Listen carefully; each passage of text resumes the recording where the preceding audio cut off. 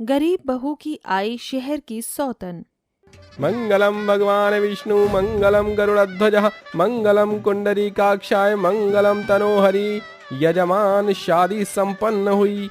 राघव की शादी गांव की सीधी सादी सुमन के साथ हो जाती है, जिसके बाद सुमन बहू बनकर ससुराल चली आती है, जहां यशोदा खुशी से उसका स्वागत करती है। सुमन बहू, इस कलश को दाहिने पैर से गिराकर गृह प्रवेश करो। सुमन अभी गृह प्रवेश कर ही रही होती है कि तभी राघव गुस्से में पैर पटकते हुए कमरे में चला जाता है। माँ जी, राघव जी को क्या हो गया? वो ऐसे कमरे में क्यों चले गए? अरे बहू, तू अपना मन छोटा मत कर। हो सकता है शादी ब्याह के भागदौड़ के कारण थक गया होगा। जा, अब तू भी जाकर आराम कर ले। यशोदा की बातों में एक अलग ही हिचक भरी हुई थी। सुमन के कमरे में जाते ही हरि कहता है, आखिर तुम्हारा लाड साहब चाहता क्या है? तुमने देखा ना अभी उसने क्या किया। अजी, आप अपना बीपी मत बढ़ाइए। अब शादी हो गई है, देखना धीरे धीरे वो बहू को अपना लेगा। क्या सचमुच में यशोदा की ये सोच पूरी होने वाली थी? कमरे में आकर सुमन हल्की सी हंसी के साथ राघव को दूध का गिलास देती है। ये लीजिए, दूध पी लीजिए। राघव गुस्से में दूध का गिलास तोड़ देता है और सुमन को बुरी तरह झकझोरते हुए कहता है, तू क्या खुद को हुर की परी समझती है? हाँ? ये शादी मेरे लिए एक समझौता है। कभी आईने में अपनी शक्ल देख। तू कहाँ से लगती है? तू मेरी पत्नी के लायक न रूप न रंग, और तेरी औकात मेरी जूते की धूल के बराबर भी नहीं। खबरदार जो मुझ पर एक हक जताने या मेरे करीब आने की कोशिश की। राघव जी, छोड़िए, मुझे दर्द हो रहा है। राघव के इस रूखे रवैये को देखने के बाद शादी को लेकर देखे गए सुमन के सारे सपने टूट जाते हैं और वो सारी रात फर्श पर पड़ी पड़ी फूट फूट कर रोती है। इस तरह वक्त गुजरता है। सुमन अपने सास ससुर को कुछ भी नहीं बताती और खुद में घुटती रहती है। वहीं दूसरी तरफ राघव को शहर में नौकरी मिल जाती है। माँ, पिताजी, मुझे शहर में नौकरी मिल गई है, मुझे जाना होगा। अरे तो हमने कब मना किया है, लेकिन अपने साथ बहू को भी लेता जा। पिताजी, मैं शहर जा रहा हूँ, 4 धाम की यात्रा पर नहीं, जो इसे भी अपने साथ लाद कर ले जाऊं। बाबूजी, मैं ठहरी अनपढ़ गवार, मैं शहर जाकर क्या करूंगी? यहाँ भी तो आपकी सेवा बाड़ी करने के लिए कोई चाहिए। सुमन की बात पर उसके सास ससुर मान जाते हैं और राघव शहर चला जाता है, जहाँ उसकी मुलाकात शहर की मॉडर्न लड़की रुबीना से होती है। रुबीना बहुत ही खूबसूरत होती है, जिसे देखकर राघव उसकी तरफ खींचा चला जाता है। वाह, कितनी सुंदर है, काश कि ये मेरी पत्नी होती। उसके बाद राघव रुबीना के पास आकर उससे बातें करने लगता है। हाय, मेरा नाम राघव है। I am Rubina. Tell me one thing, क्या किसी ने आपको कहा है आप बहुत ही खूबसूरत हैं? रुबीना राघव की मक्खनबाजी भरी बातों में आ जाती है और गुजरते दिनों के साथ राघव रुबीना के सामने इम्प्रेशन जमाने के लिए उसे महंगे महंगे गिफ्ट ला कर देता है और एक दिन उसे प्रपोज करता है। I love you so much Rubina, क्या तुम मुझसे शादी करोगी? यस राघव, मैं भी तुमसे बहुत प्यार करती हूँ। इसके बाद राघव रुबीना से शादी करके उसे अपने गाँव ले आता है। घर आई सौतन को देखकर सुमन को बहुत ही दुख पहुँचता है। राघव, ये तू किस लड़की को घर ले आया है?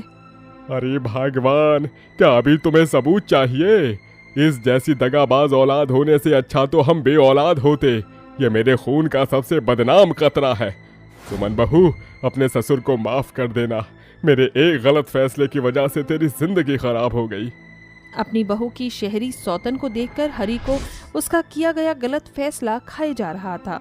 तभी उसे दिल का दौरा पड़ता है और वो दम तोड़ देता है। नहीं, ऐसा नहीं हो सकता। अजी, उठो ना, तुम मुझे छोड़कर नहीं जा सकते। पिताजी, आंखें खोलिए। पड़ गई तेरे कलेजे को ठंडक। यही चाहता था ना तूने सिर्फ बहू का भरोसा नहीं तोड़ा, बल्कि मुझसे मेरा सुहाग भी छीना है। हाँ राघव, तू अपनी माँ के विधवा होने का कारण है। इसके बाद हरि का अंतिम संस्कार होता है। तभी राघव रुबीना से कहता है, रुबीना, क्या तुम्हें भी लगता है कि मैं अपने पिताजी की मौत का गुनहगार हूँ? नो राघव, बल्कि सारी गलती तुम्हारी उस बॉर्डम बीवी की है। उसी के कारण तुम्हारे डैडी की जान गई है। राघव पूरी तरह रूबीना के भड़कावे में आ जाता है और सुमन के प्रति उसकी नफरत की नींव अब और भी ज्यादा गहरी हो जाती है। एक शाम सुमन रसोई में खाना बना रही होती है। तभी रूबीना उसे चिढ़ाने के लिए कमरे में आने को कहती है।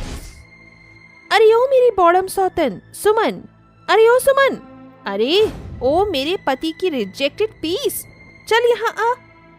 अपनी सौतन की आवाज सुनकर सुमन कमरे में आती है, जहाँ शॉर्ट नाइटी पहने हुए रूबीना राघव से लिपटी होती है। ये देखकर बहू की आंखों में आंसू डबडबा जाते हैं। मैं बाद में आती हूँ। अरे ओह रुक यहीं, जाकर मेरे हस्बैंड के लिए ठंडा ठंडा ऑरेंज जूस बना कर ला। सुमन की आंखों के आगे अपनी सौतन और पति के करीबी का वो संगीन नजारा बार बार आने लगता है, जिसे वो रसोई में आकर फूट फूट कर रोती है। जिसे देखकर यशोदा कहती है, अरे क्या बात है बहू, तू रो क्यों रही है?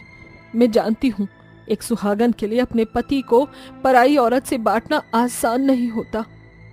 माँ जी, राघव जी मेरे साथ ऐसा क्यों कर रही हैं? माँ जी, एक औरत अपना सब कुछ बांट सकती है, मगर अपना सुहाग और सिंदूर नहीं बांट सकती। मगर अगर राघव जी रूबीना के साथ खुश हैं, तो मुझे अपनी सौतन की सोहबत भी मंजूर है। अपने पति की खुशी के लिए बहू अपनी शहरी सौतन को स्वीकार कर लेती है। ऐसे ही वक्त गुजरता जाता है। तभी एक दिन सुमन रूबीना के कमरे की सफाई कर रही होती है। तभी राघव उसे रूबीना समझकर गले से लगा लेता है। इतने में रूबीना वहां आ जाती है। राघव, ये तुम क्या कर रहे हो? रूबीना, मुझे लगा कि तुम हो। तुम्हारी हिम्मत कैसे हुई मेरे पति से लिपटने की?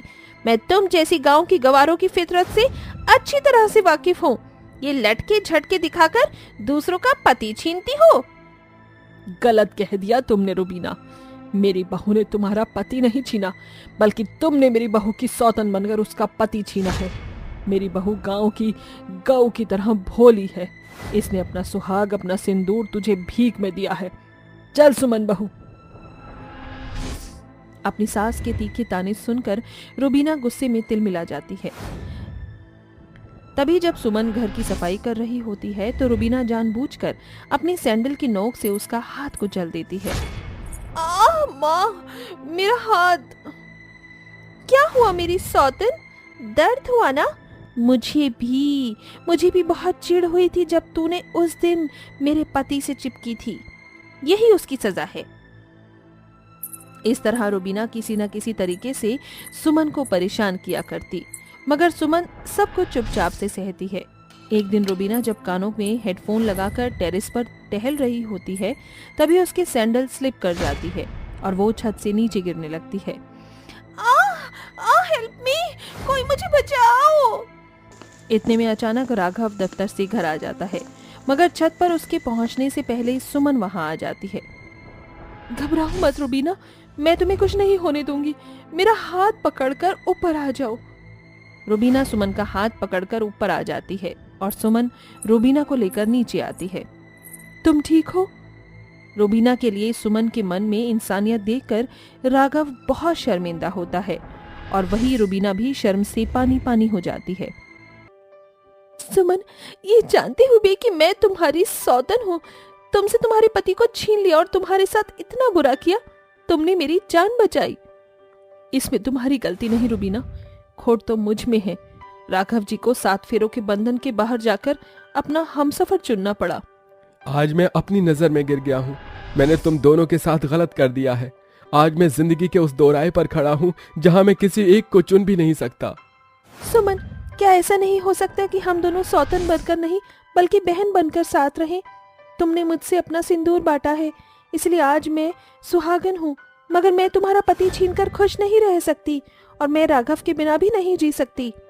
चुप हो जाओ रूबीना, तुम्हें कहीं जाने की जरूरत नहीं पड़ेगी, हम साथ मिलकर रहेंगे। ये सुनकर सुमन की आंखों में आंसू आ जाते हैं और राघव भी सुमन को अपनी पत्नी मान लेता है, जिसके बाद सुमन अपनी सौतन के साथ एक ही छत के नीचे खुशी से रहने लगती है। सौदामिनी की 2 बहुएं थी, रूबी और आरती। रूबी बहुत ही अमीर और सुंदर थी, इसीलिए सौदामिनी उससे बड़े ही प्यार से पेश आती थी और उसकी हर जिद पूरी भी करती थी। वहीं इसलिए कि आरती गरीब और काली थी, वो उससे बहुत चिढ़ा करती थी। आरती, अरे ओ आरती, तेरी चाय अभी तक नहीं बनी क्या? बन गई, बस लाई माँ जी। क्यों री करमजली, चाय बना रही थी या बीरबल की खिचड़ी? इतनी देर कैसे लग गई? रूबी बहू के उठने का टाइम हो गया है, उसे बेड टी दिया, जा। फिर पसीने से भीगी आरती रूबी को उसके कमरे में चाय दे देती है। थोड़ी देर में रूबी रेडी होकर बाहर आती है। गुड मॉर्निंग मम्मी जी। गुड मॉर्निंग मेरी प्यारी बहू। क्या बात है, तू इतनी थकी थकी सी क्यों लग रही है? पता नहीं मम्मी जी, कुछ दिनों से बहुत ज्यादा उल्टियां हो रही हैं। ये सुनकर सास खुश होकर कहती है, मुबारक हो मेरी प्यारी बहू, तू माँ बनने वाली है और मैं दादी। अरे तूने तो ये खुशखबरी देकर मुझे सोने की सीढ़ियां चढ़ा दी। अपनी गोरी बहू के गर्भवती होने के बाद सौदामिनी सारा दिन उसका खूब ख्याल रखती। अब गुजरते वक्त के साथ काली बहू भी एक बार फिर से गर्भवती हो जाती है, मगर ये जानकर सौदामिनी बिल्कुल भी खुश नहीं होती। देख आरती, तू इस बच्चे को गिरा दे। अरे पहले से ही एक काली बेटी पैदा की है, इसकी शादी में लाखों का दहेज देना पड़ेगा, इसलिए मैं नहीं चाहती कि तू एक और नजर बट्टू पैदा कर। माफ कीजिए माँ जी, मगर मैं अपना बच्चा नहीं गिराऊंगी। ये कहकर काली बहू आंखों में आंसू लिए वहां से चली जाती है। तभी रूबी आरती के खिलाफ अपनी सास के मन में जहर भरना शुरू कर देती है। देख लीजिए मम्मी जी, जेठानी जी आपसे कैसे जुबान लड़ाकर चली गई। अरे कुछ लेकर नहीं आई तब तो इतने तेवर दिखा रही हैं। अगर मेरी तरह लाखों का दान दहेज लेकर आती तो जाने क्या करती। तू चिंता मत कर रूबी बहू, मैंने भी इस कल्लो माई का ढीठ बना नहीं छुड़ाया तो सौदामिनी नहीं। अब मैं अपनी काली बहू पर बहुत गर्मी का ऐसा कहर बरसाऊंगी कि इसकी कोख का बच्चा भी डर के मारे कोख में ही मर जाएगा। गुजरते 2 दिनों के भीतर बेहिसाब गर्मियां पड़ने लगती हैं, जिसमें अमीर गर्भवती बहू सारा दिन अपने कमरे में एसी की ठंडी ठंडी हवा में ठाठ से बैठी रहती, और वहीं दूसरी तरफ गरीब गर्भवती बहू भरी गर्मी झेल कर खाना बनाती है। मामी जी, मुझे ना बहुत ज्यादा गर्मी लग रही है और घुटन भी हो रही है। बहू तू ठहर, मैं तेरे लिए ठंडा ठंडा मिल्क शेक बनवाती हूँ। आरती, अरे ओ आरती, अरे ओ करमजली, कहाँ मर गई? जल्दी से यहाँ। जी माँ जी, बुलाया? फ्रिज में जो फल रखे हैं उनका मिल्क शेक बना कर ला, और हाँ, ड्राई फ्रूट डालना मत भूलना। मेरी प्यारी बहू प्रेग्नेंट है, मेवे मखाने खाएगी तभी तो तंदुरुस्त और प्यारा सा पोता पैदा करेगी। बेचारी बहू किचन में आकर मिल्क शेक बनाते हुए अपनी सास के फर्क पर सोचने लगती है। देवरानी जी के साथ साथ मैं भी तो गर्भवती हूँ, मगर माँ जी को हमेशा रूबी दिखाई देती है, सिर्फ इसीलिए कि वो अमीर और गोरी है और मैं बदकिस्मत काली। अगर मैं भी गोरी होती तो मुझ लाचार गर्भवती बहू को शायद ये गर्मी का कहर न झेलना पड़ता। आरती को ऐसे रोता देखकर 5 साल की पीहू उसके पास आकर आंसू पोंछते हुए कहती है, चुप हो जाओ मम्मा, मत रो। आपने सुबह से कुछ नहीं खाया, चलो कुछ खा लो।